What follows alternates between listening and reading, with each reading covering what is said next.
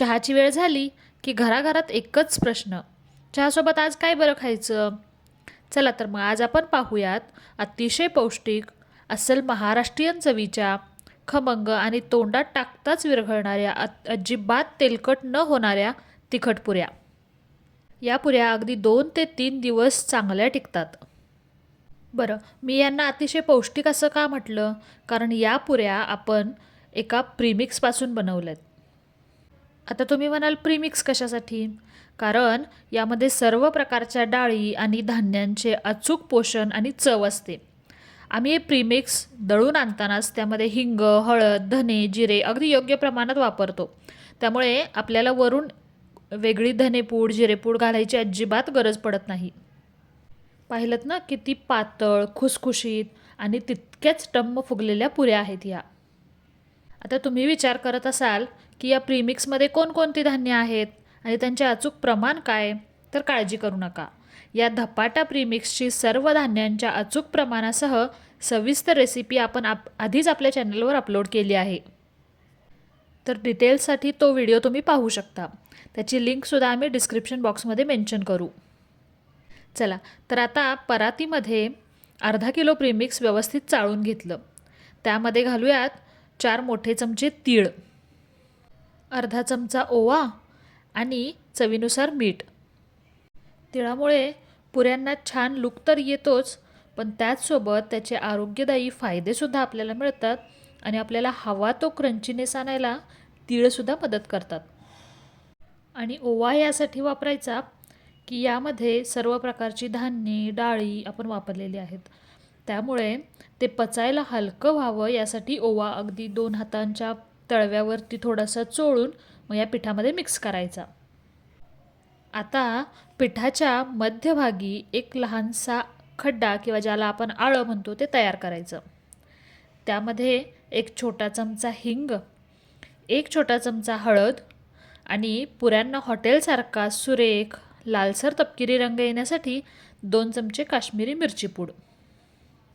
आणि हो, आता येते आपली सर्वात महत्त्वाची टीप.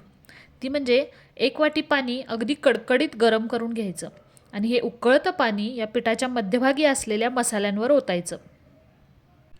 सुरुवातीला डायरेक्ट हात न लावता पळीच्या किंवा चमच्याच्या सहाय्याने हे मिश्रण मिक्स करा. गरम पाण्यामुळे पिठातील स्टार्च चांगला ॲक्टिवेट होतो आणि आपण जेव्हा पुऱ्या तळू तेव्हा त्या छान टम्म फुगतात आणि मऊ पडत नाहीत. यानंतर आपण यामध्ये टाकलेल्या आहेत मिक्सरच्या भांड्यात बारीक करून घेतलेल्या 8 ते 10 हिरव्या मिरच्या, 1 अख्खा मोठा लसूण गड्डा आणि अर्धी वाटी ताजी कोथिंबीर. तुम्हाला आवडत असेल तर इथे आपण बारीक किसून घेतलेलं आलंसुद्धा वापरू शकतो. लक्षात घ्या, आपण थोडं लाल तिखटही वापरलेलं आहे, त्यामुळे मिरच्या तुमच्या तिखटाच्या आवडीनुसार वापरा. आता हे सर्व मसाले पिठामध्ये एकसारखे व्यवस्थित मिक्स करून घ्या. मसाले आणि गरम पाणी संपूर्ण पिठाला हाताने छान एकसारखे चोळून घेतले की त्यानंतर अगदी थोडे थोडे गार पाणी घालत पीठ छान घट्ट मळून घ्या. लक्षात ठेवा, तिखट पुऱ्यांचं पीठ नेहमी घट्टच असावं. पीठ जर सैल झालं तर पुऱ्या भरपूर तेल शोषून घेतात आणि त्या मऊ पडतात. पीठ छान मळून झालं की त्याचे एकसारख्या आकाराचे लहान लहान गोळे तयार करून घ्या.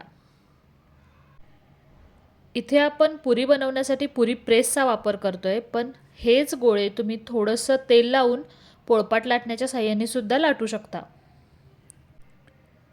आता पाहूयात तळणाचे टिप्स. कढईतील तेल एकदम कडकडीत गरम असावं. पुरी तेलात सोडल्या सोडल्या झाऱ्याने त्यावर असे हलके हलके तेल उडवायचे. यामुळे पुरी लवकर वर येते आणि टम्म फुगायला सुद्धा मदत होते. आणि सर्वात महत्त्वाची गोष्ट म्हणजे पुऱ्या तळताना गॅस हा नेहमी मीडियम टू हाय फ्लेमवरच ठेवावा.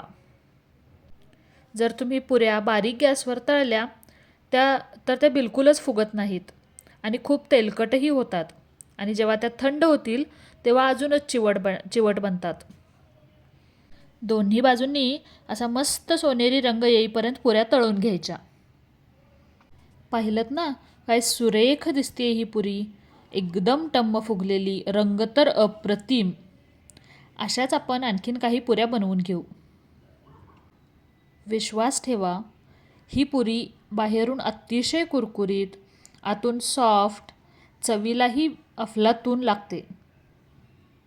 एकदा तुम्ही या पद्धतीने या पुऱ्या करून बघितल्या तर बाकीच्या सर्व पद्धती तुम्ही विसरून जाल.